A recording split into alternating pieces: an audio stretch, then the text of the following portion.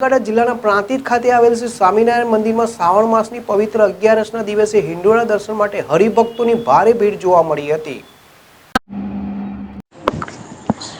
પ્રાંતિજમાં પ્રચલિત તીર્થધામ સમા શ્રી સ્વામિનારાયણ મંદિરમાં પવિત્ર શ્રાવણ માસ અંતર્ગત વિવિધ પ્રકારના હિંડોળા દર્શનનું સુંદર આયોજન કરવામાં આવે છે, જેમાં સંધ્યા આરતી સમયે હિંડોળાના દર્શન કરવા દૂર દૂરથી તથા પ્રાંતિજ સહિત તાલુકામાંથી હરિભક્તો ઉમટી પડ્યા હતા।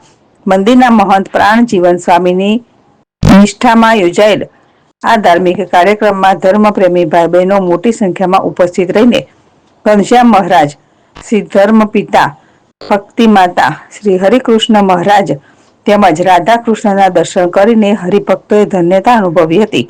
દર વર્ષે પવિત્ર શ્રાવણ માસમાં આ મંદિરમાં દરરોજ વિવિધ હિંડોળાના શણગાર ખૂબ જ નયનરમ્ય લાગે છે।